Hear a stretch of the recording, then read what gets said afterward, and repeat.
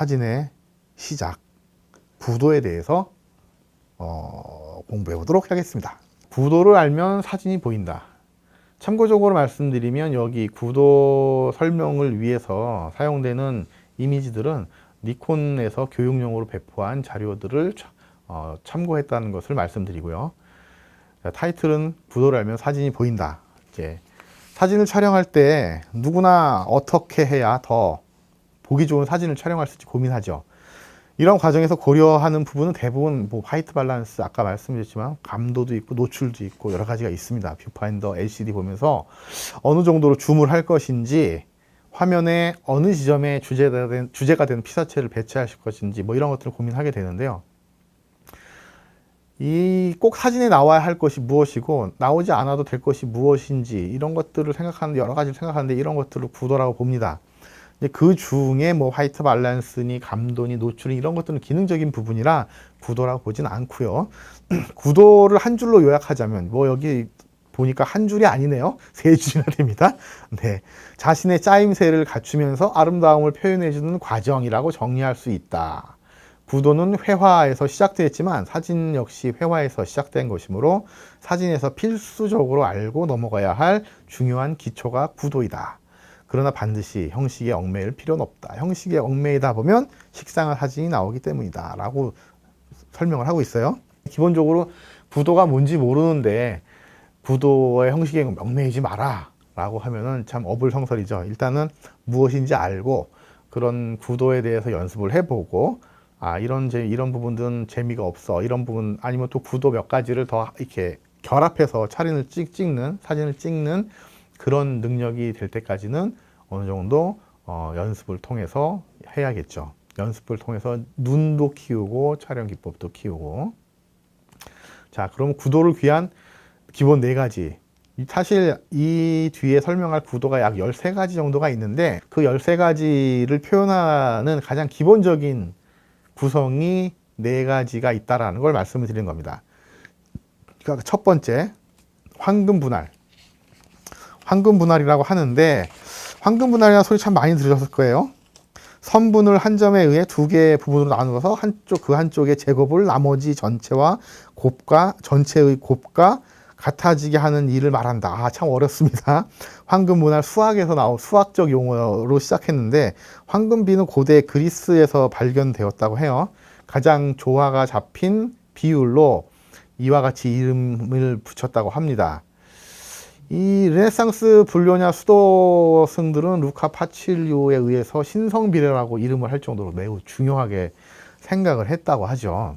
근데 건축이나 뭐 회화, 공예 등에서 많이 사용하고 조형예술 분야에서는 뭐 하나의 통일된 원리로 널리 사용되고 있습니다.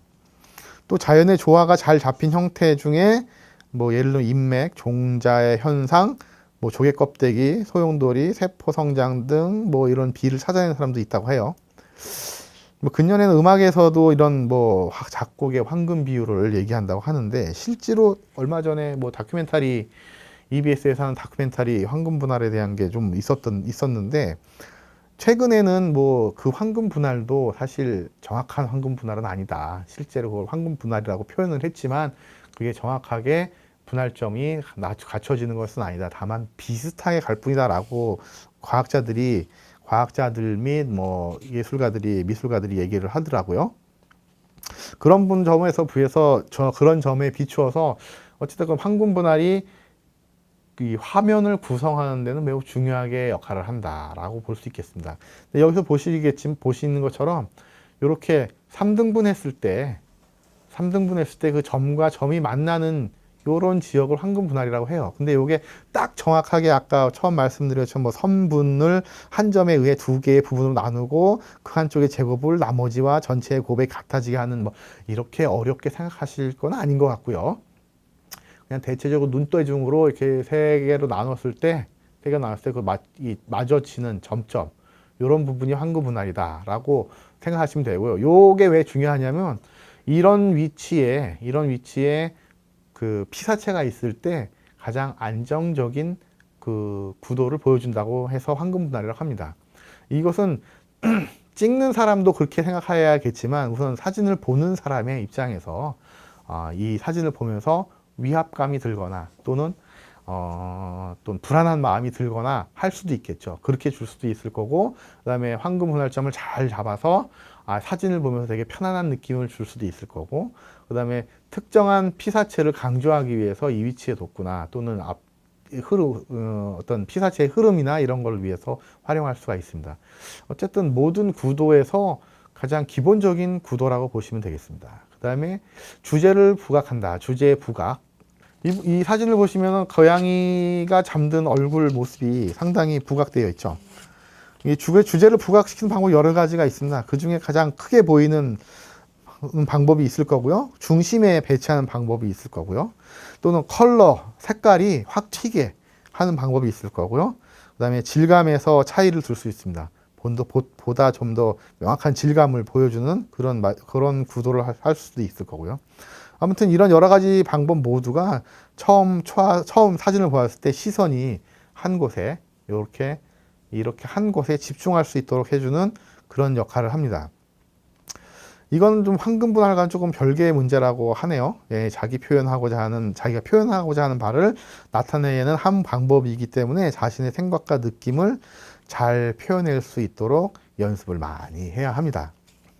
사진은 이제 지금 뭐 벌써 연습 과정이라고 하는 것을 몇 차례 말씀드렸는데 어떤 예술가가 그러더라고요. 사진은 그 결과가 가장 느리게 천천히 나타나는 예술 중에 하나라고 말을 하더라고요. 그만큼 사진을 찍는 세월이라든가, 그 다음에 사진에 대한 고민이라든가, 그 다음에 자기 삶에 대한 성찰이라든가, 철학적인 어떤 내면의 성장이라든가 이런 것들이 함께 받침이 되어야 좋은 사진을 만들어내는 좋은 사진가가 되어가는 것 같습니다. 그렇기 때문에 너무 서두르게 생각하지 마시고 그냥 하루하루 재미있는 사진 찍는 것에 재미를 붙이시기 바랍니다. 자, 그 다음에 프레임의 중앙을 활용할 것. 프레임이라고 표현을 쓰는데 요 화면을 구성하는 사각 틀이겠죠. 요 중앙 가운데 점을 활용을 하는 겁니다. 그래서 요런 경우는 대부분 이제 황금 비율이 중앙을 피하면서 좋은 구도를 만드는 방법이긴 하지만 뭐 꼭 그렇다고 그렇게 할 필요는 없는 거죠. 상하 좌우, 예를 들면 여기 보시면은 이제 뭐 상하 좌우가 약간 대칭적인 구조를 갖고 있거나 또는 뭐 눈에 잘 들어오게 중앙에 배치했을 경우에 이럴 때도 이 시선이 한 곳에 집중되면서 힘을 실어주게 됩니다. 그 다음에 여유 있는 동선과 시선의 방향, 이런 경우가 이제 일종의 여백의 미라고 흔히들 얘기하는 그런 구성이 되겠습니다. 네 번째 명제는 인물 사진이나 동물 사진 등에서 많이 접목할 수 있는데요. 이게 꼭 인물, 동물로만 볼 수는 없고요.